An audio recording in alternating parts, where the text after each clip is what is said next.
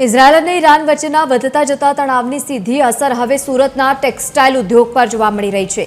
દરિયાઈ માર્ગે આવતા કોલસાનો પુરવઠો ખોરવાતા સુરતના ડાઇંગ અને પ્રોસેસિંગ એકમો મોટી મુશ્કેલીમાં મુકાઈ ગયા છે।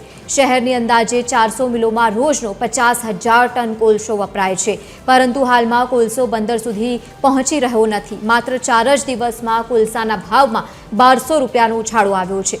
યુદ્ધના કારણે શિપિંગ ચાર્જમાં ટન દીઠ $8નો વધારો થતાં ઉદ્યોગો પર બમણો માર લાગ્યો છે। જો આ પરિસ્થિતિ યથાવત રહેશે તો કાપડના પ્રોસેસિંગ ચાર્જમાં 15% સુધી વધારો થાય તેવી શક્યતા છે।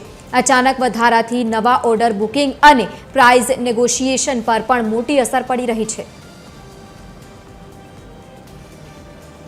ઈરાન અને ઇઝરાયલ યુદ્ધની સીધી અસર સુરતના ટેક્સટાઇલ એકમો પર પડી રહી છે, કારણ કે જે પ્રકારે ડાઇંગ પ્રોસેસિંગ માટે જે વાપરવામાં આવતો કોલસો છે તે કોલસો એક જ દિવસમાં ભાવ છે તે 1200 રૂપિયા વધ્યો છે, કારણ કે જે પ્રકારે યુદ્ધના કારણે કોલસો અટવાઈ ચૂક્યો છે અને તેને જ લઈને સમયસર નથી આવી રહ્યો અને તેના કારણે આ પ્રોસેસિંગ મિલો જે છે તે અટવાઈ શકે તેવી પરિસ્થિતિ છે।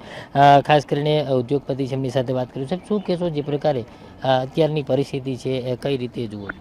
હાલમાં જે રીતની પરિસ્થિતિ છે તે અત્યારે યુદ્ધ ખાડીમાં ચાલી રહેલું છે, ઈરાન ને ઇઝરાયલની વચ્ચે ચાલી રહેલું છે।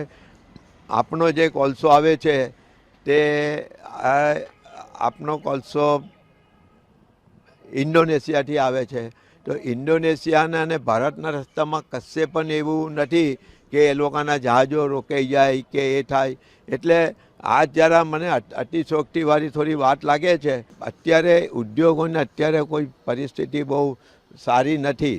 આવા સંજોગોમાં જો આવી રીતે ભાવ વધતા જ જાય તો અમારે છેલ્લે જોબ ચાર્જનો ભાવ શું લેવો તે પણ અમારે માટે એક બહુ મોટી મુસીબત થઈ છે ને આ જો યુદ્ધ લાંબુ ચાલે તો એના હજુ ઘણા મોટા પ્રત્યાઘાત ઇન્ડસ્ટ્રીના જે ઇનપુટ કોસ્ટ છે, ડાઇસ કેમિકલ છે, પછી આ કોલસા છે, એમાં ખૂબ વધારો આવી શકે અથવા તો અમુક વખતે અહીંયા સુધી પહોંચી પણ નહીં શકે।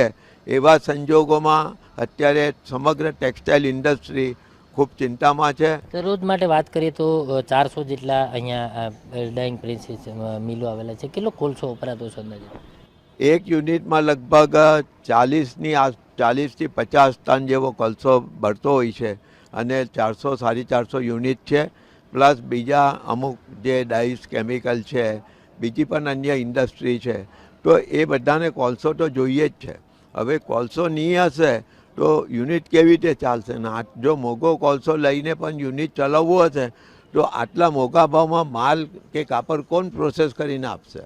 એટલે બિલકુલ જે પ્રકારે હાલ યુદ્ધની પરિસ્થિતિ ચાલી રહી છે તેને લઈને કોલસાની આવક બંધ થઈ ચૂકી છે, પરંતુ કહી શકાય કે જે પ્રકારે આ આવક બંધ થઈ છે તેને લઈને ભાવ પણ વધ્યો છે, શિપિંગ ચાર્જમાં પણ વધારો થયો છે, ત્યારે હાલ પ્રોસેસિંગ ચાર્જમાં પણ 15%નો ભાવ વધારો થાય તેવી શક્યતાઓ આગામી દિવસોમાં આને આ પરિસ્થિતિ રહેશે તો થઈ શકે છે। ત્યારે તમામ જે ઉદ્યોગપતિઓ જે છે તેમણે પણ ચિંતા વ્યક્ત કરી છે અને એવી રીતે કે આ યુદ્ધ જે છે બંધ થાય તેવી હાલ શક્યતાઓ છે તે તમામ લોકો એકઠી કરી રહ્યા છે। કેમેરામેન જયેશ મિસ્ત્રી સાથે દિવેશ પરમાર, TV13 સુરત।